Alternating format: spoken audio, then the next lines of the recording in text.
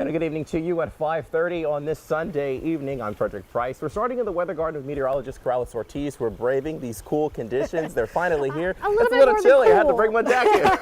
Yeah, it's a little bit more than cool. We are bundled up out here, trying our best to stay warm, feeling a lot more like winter. We kind of skipped right into that. Oh yeah, we dived right into it. Yeah, That's what we like, starting right? off the week Arkansas feeling weather. like summer. Yeah, exactly.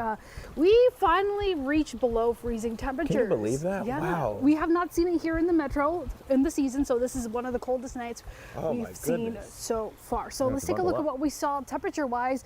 This was our morning starting off. Most locations were below that 30-degree mark. Matter of fact, we saw some teens there on the map. Look at Fayetteville, Harrison, 18 degrees this morning. Talk about chilly. We're still pretty cold out there. We're sitting in the low 40s this evening.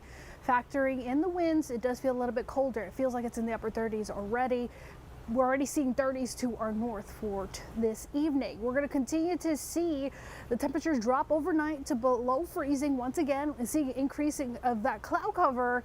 And then overall tonight's lows will be around 29 degrees here for the metro. Most locations expected to be below 30 degrees for tonight.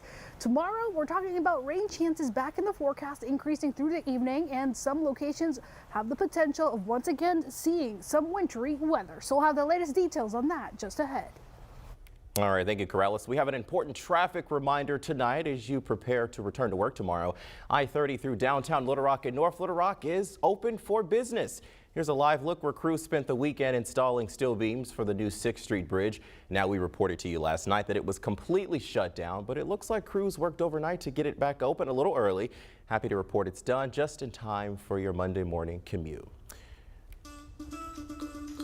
Well, tonight, Democrats will keep control of the Senate after a projected win for Nevada Senator Catherine Cortez Masto, while Georgia's contest is headed for a runoff next month. Kristen Benavides has the latest on the U.S. midterms. This is a very happy day. Senate Majority Leader Chuck Schumer is celebrating a crucial victory for Democrats. We were on the edge of autocracy, and thank God the American people pulled us back in this election. With Nevada Senator Catherine Cortez Masto's projected win against Republican Adam Laxalt, Democrats will hold on to their narrow Senate majority. This election, Nevadans rejected the far-right politicians working to divide us. Democrats and Republicans alike are hoping to gain one more seat in next month's Georgia runoff election between Senator Raphael Warnock and GOP challenger Herschel Walker. Just simply better. The bigger the numbers, the better. Even as midterm votes are still being counted, sources close to former President Donald Trump tell CBS News he is gearing up to announce a 2024 White House bid on Tuesday. Face the Nation's Margaret Brennan asked Arkansas Republican Senator Tom Cotton whether Trump should lead the GOP after the midterms failed to bring the red wave the party was anticipating. When any party is out of power, as Republicans are now, we don't have a single leader, but we also have important other leaders as well, like some of those victors I just mentioned earlier, like Brian Kemp in Georgia, Ron DeSantis in Florida. Meanwhile, several key races could help determine the shape of the new Congress. Though Democrats have a path, CBS News estimates Republicans maintain an edge in clinching control of the House. Christian Benavides, CBS News, Miami.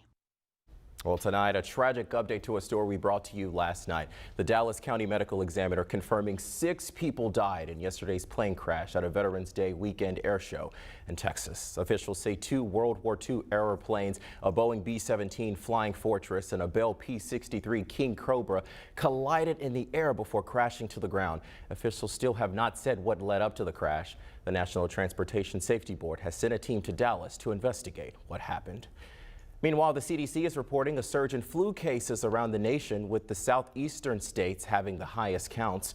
This comes as health agency is recording its highest flu hospitalization rate in a decade for this time of the season. As hospitals and emergency rooms nationwide fill with respiratory patients, doctors are urging people to get vaccinated. All right, how many of you are already thinking about the Thanksgiving holiday? Sure, we only have less than 2 weeks out, but one Arkansas organization is starting early. Today, members of the Arkansas Association of Nigerians handed out 100 free turkeys to the Southwest Little Rock community. The organization says this is the season to be thankful. Looking at inflation and what's going on right now, and people are struggling, and we came together and said, how can we help? And this is our small way of helping the community. The association has been in Arkansas for over 40 years, but this is the first year of the giveaway. Organizers hope to make it an annual event. Well, the holiday spirit was also in ample supply in the Heights neighborhood of Little Rock today. Today's cooler temperatures were the perfect setting for anyone ready to bring in the Christmas season. Families strolled through the Heights and enjoyed shopping, food, and live music.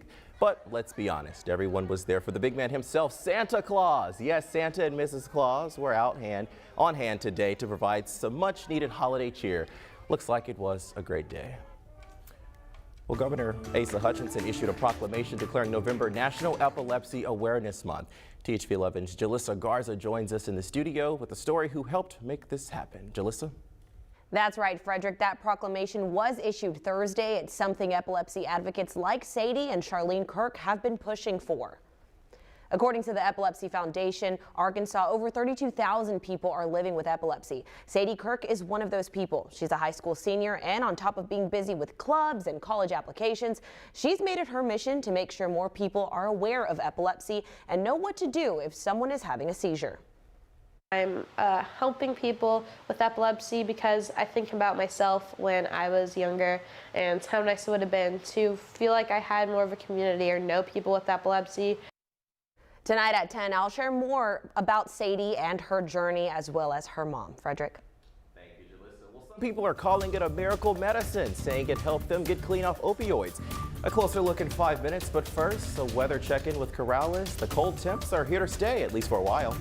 Yeah, they're going to be sticking around for quite some time, expecting well below average temperatures for the upcoming week. We'll look at that forecast as well as the potential for some wintry weather. Well, at least for some, for your Monday. More on that coming up.